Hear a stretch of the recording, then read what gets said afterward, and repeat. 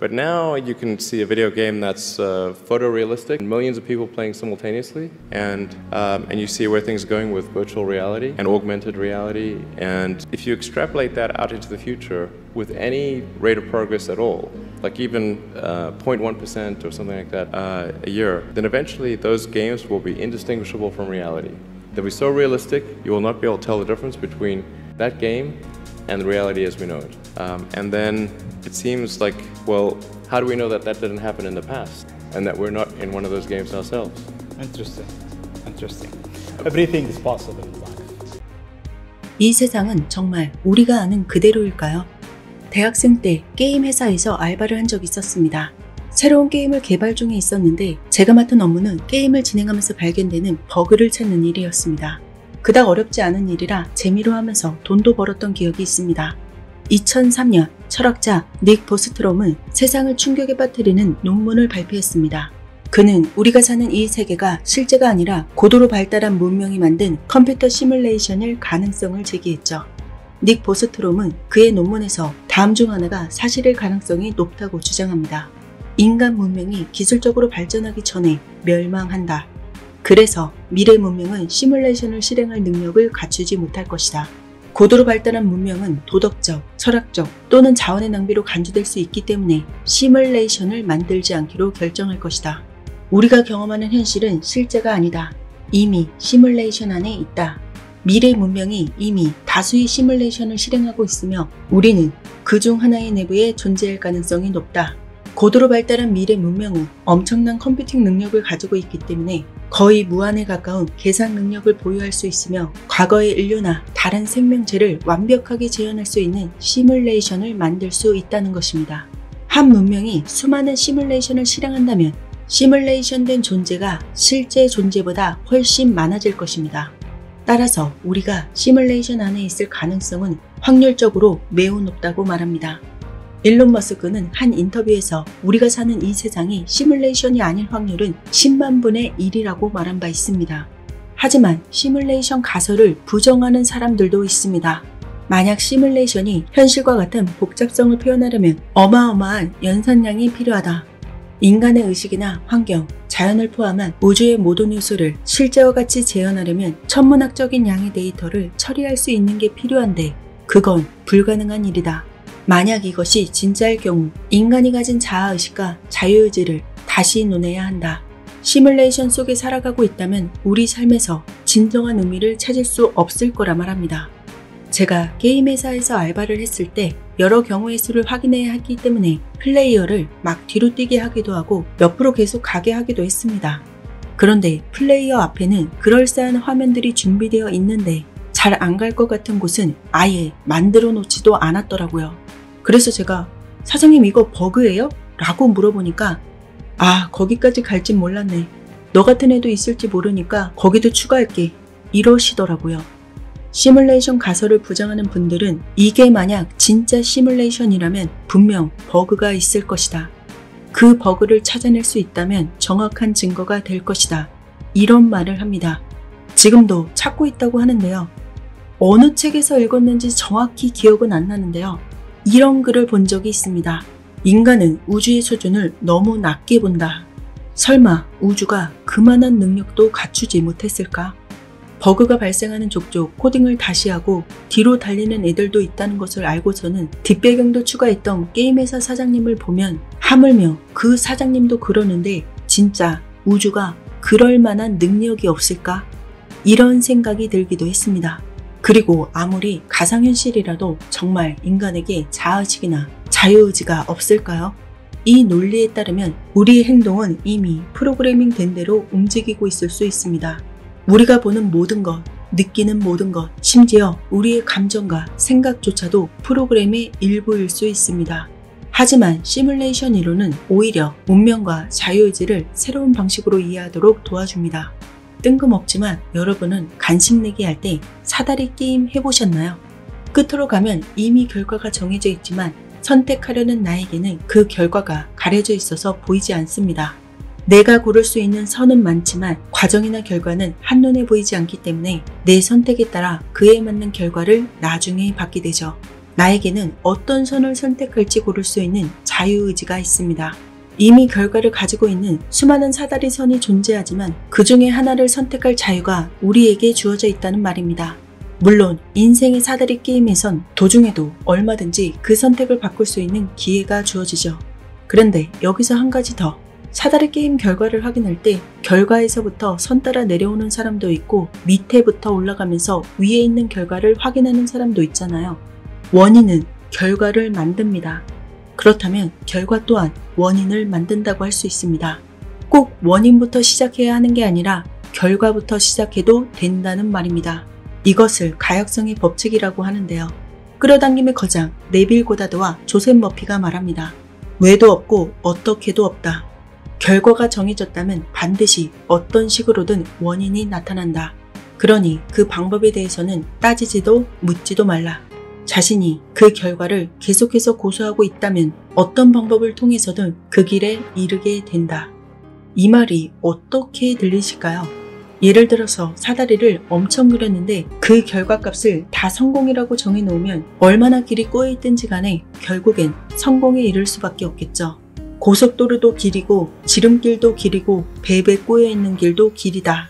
네가 감당할 마음이 되어있고 결과에 대해서 조금의 의심도 없다면 네가 뭔 선택을 하든 결국 그 결과에 닿게 된다. 이 말은 내가 정한 내 인생의 목표에 흔들림이 없다면 꼭 지금 가고 있는 길이 아니더라도 다른 길로도 충분히 갈 수 있다는 뜻이기도 합니다. 만약 우리가 시뮬레이션 안에 있다면 우리 각자가 현실의 코드를 바꿀 수 있는 플레이어라는 말이 됩니다. 시뮬레이션 이론에서는 우리의 자율적인 의도가 현실의 코드를 수정하거나 새로운 가능태로 업데이트하는 도구로 작용할 수 있다고 봅니다. 현실은 고정된 것이 아니라 우리의 의식과 의도로 변화할 수 있는 유동적인 가능성이라는 것입니다. 여기에서 말하는 의도란 현실을 창조하거나 원하는 방향으로 변화시키기 위한 내적인 에너지와 초점을 뜻합니다. 의도의 정의는 구체적으로 세 가지로 나뉠 수 있는데요. 선택, 집중, 일치입니다. 의식적인 선택은 여러분이 어떤 방향으로 나아가고 싶은지 명확하게 결정하는 것입니다. 단순히 희망이 아니라 이것을 이루기 위한 구체적인 결심입니다. 집중은 특정 목표나 상태를 지속적으로 상상하고 느끼며 그 방향으로 행동하는 것을 말합니다. 에너지를 한 곳에 집중하는 것이죠. 일치는 의도를 단순히 마음속에서 그리는 것에 그치지 않고 이것을 현실화하기 위한 행동으로 이어가는 과정을 말합니다. 양자역학은 우리가 이해하는 현실의 기초를 완전히 바꿔놓았습니다. 전자가 파동처럼 행동하다가도 관찰하면 입자로 변한다는 관찰자 효과. 우리의 집중과 의도가 현실의 파동을 특정 입자 상태로 고정시키는 역할을 합니다. 우리가 어떤 것을 본다는 행위가 현실의 상태를 바꾼다는 겁니다. 우리의 의도와 관찰이 단순히 물리적 세계에 영향을 미치는 게 아니라 더 깊은 차원에서 현실 자체를 형성한다고 볼 수 있습니다. 양자역학 관점에서의 자유의지는 우리가 어디에 초점을 맞출지 결정하는 도구가 됩니다. 리얼리티 트랜서핑에서는 우리가 경험할 수 있는 모든 잠재적 현실이 가능태로 이미 존재한다고 말합니다. 여기서 의도는 원하는 가능태로의 이동을 의미합니다. 우리가 특정한 가능태를 선택하고 그것을 현실로 가져오는 과정이 바로 자유의지의 본질이라고 말합니다. 중요한 점은 모든 가능태가 열려있긴 하지만 우리가 의식적으로 선택하지 않으면 운명처럼 보이는 하나의 현실로만 살아간다는 것입니다. 자유의지는 우리가 어떤 의도를 가지고 행동하느냐에 따라 가능태라는 시뮬레이션의 흐름을 바꾸는 중요한 열쇠입니다. 리얼리티 트랜서핑에서 말하는 슬라이드는 여러분이 원하는 가능태를 시각화하고 이미 그 가능태를 살고 있는 것처럼 느끼는 것입니다. 우리는 단순히 수동적으로 운명을 받아들이는 것이 아니라 자유의지를 발휘해서 현실의 흐름을 바꿀 수 있다고 말합니다. 불교에서의 의도는 카르마라고 하는 업의 씨앗과 밀접한 관계가 있습니다. 모든 행위의 근본적인 동기입니다. 우리의 삶과 윤회의 방향을 결정짓는 중요한 요소로 간주되죠. 행위 이전에 마음에서 일어나는 생각과 결심이 바로 의도입니다. 업이란 것은 의도에서 시작된 행위가 가져오는 결과를 의미하며 모든 존재가 자신의 업을 통해서 현실을 창조한다고 봅니다. 불교는 올바른 의도를 실천하기 위해서 8정도 중 정사유를 강조합니다. 정사유는 다음 세 가지를 포함합니다. 개인적인 욕망에 사로잡히지 않는 마음, 증오나 분노 없이 자비로운 마음의 유지, 다른 이들에게 고통을 주지 않는 마음, 이러한 의도는 우리가 더 나은 현실을 창조하고 고통에서 벗어나도록 돕는 강력한 도구가 되죠. 기독교에서의 의도는 단순한 인간의 바람이나 목표를 넘어서 하나님의 뜻과 일치하려는 마음의 태도를 의미합니다. 성경에서는 마음의 상태와 동기를 중요하게 여깁니다. 의도가 행위의 도덕적 가치를 결정한다고 봅니다. 사람의 행위가 자기 보기에는 모두 깨끗하여도 여호와는 심령을 감찰하시느니라. 인간의 의도는 하나님이 보시는 내면의 동기로 판단됩니다. 너희는 먼저 그의 나라와 그의 의를 구하라. 그리하면 이 모든 것을 너희에게 더하시리라. 이것은 우리의 의도가 이기적 욕망이나 탐욕이 아니라 타인을 향한 사랑에 기반해야 함을 강조합니다. 의도는 단순히 마음속 바람으로 끝나는 것이 아니라 구체적인 선한 행동으로 나타나야 합니다.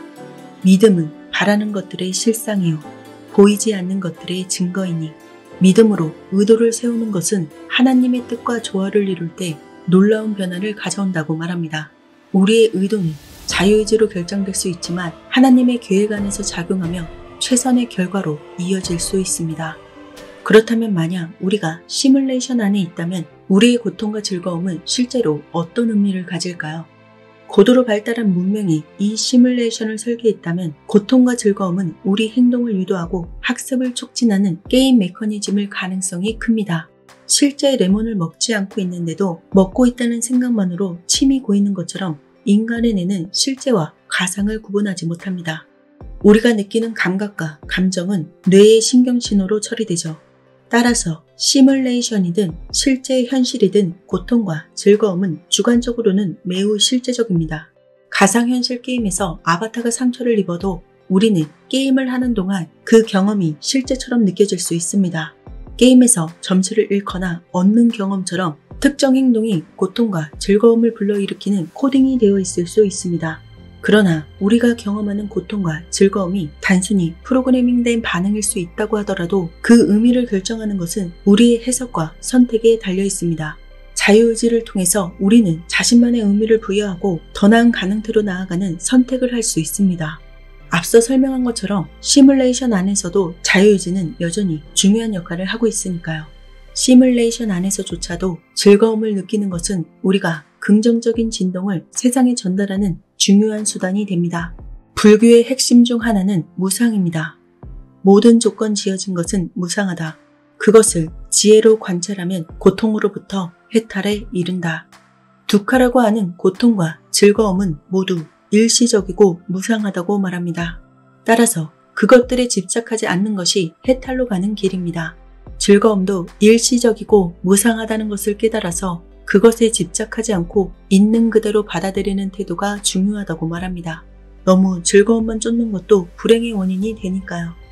스토아 철학의 핵심은 고통과 즐거움은 외부 사건이 아니라 우리가 그것을 해석하고 반응하는 방식에 달려있다는 것입니다. 에피테토스는 이렇게 말했습니다. 인간은 사건 그 자체로 고통받지 않는다. 그 사건에 대한 자신의 생각으로 고통받는다. 외부 상황은 우리의 통제 범위를 벗어나는 경우가 많지만 우리가 그 상황에 어떤 태도를 취할지는 우리의 선택입니다. 이런 말도 있습니다. 삶은 투쟁이다. 그러나 네가 그것을 이해한다면 그 투쟁은 네가 원하는 대로 변할 것이다. 고통은 내면의 강인함을 훈련할 수 있는 기회로 작용합니다. 그래서 결론은 이렇습니다. 만약 우리가 시뮬레이션 안에 존재한다면 운명은 이 시스템의 기본 코드일 수 있다. 그러나 자유의지는 그 코드 위에서 우리가 어떤 선택을 하느냐에 따라 시뮬레이션의 흐름을 바꿀 수 있는 능력으로 작용한다. 양자역학 그리고 종교, 리얼리티 트랜스피, 시뮬레이션 이론은 우리에게 한 가지 공통된 메시지를 전달합니다. 운명과 자유의지는 서로 대립하는 개념이 아니다. 운명은 가능태로 열려있고 모든 사람에게는 자유의지라는 수많은 가능태 중 무엇을 선택할지 결정하는 힘이 있다. 고통과 즐거움의 의미 또한 우리가 그것을 어떻게 해석하고 어떻게 받아들이며 어떤 행동으로 이어가는가에 달려있다. 나에게 일어나는 모든 일을 더 이상 절대적이고 부정적으로만 보지 않고 이것을 더 나은 가능태를 선택할 기회로 삼을 수 있습니다. 우리는 단순한 관찰자가 아니라 적극적인 현실 창조자로 기능할 수 있습니다. 이 우주는 쓸데없고 의미 없는 일을 하지 않습니다. 썩을 나무의 씨앗이면 애초부터 심지 않는다는 말입니다. 잘못된 운명태는 없습니다. 잘못된 의도와 선택만이 있을 뿐입니다. 이제 선택은 여러분에게 달려 있습니다. 부정적인 감정이나 불안, 두려움은 의도의 에너지를 약화시킵니다. 중요한 건 여러분이 어떤 현실을 상상하고 어떤 의도의 에너지 진동을 내보내느냐입니다. 여러분이 원하는 것에만 초점을 맞추세요. 이미 된 상태, 그 결과값은 변함이 없어야 합니다. 그러면 그 결과에 대한 원인과 과정은 자동으로 일어납니다. 기억하시기 바랍니다. 여러분의 의도와 선택이 곧 현실이 됩니다. 영상이 마음에 드셨나요? 그렇다면 구독과 좋아요 부탁드립니다. 감사합니다.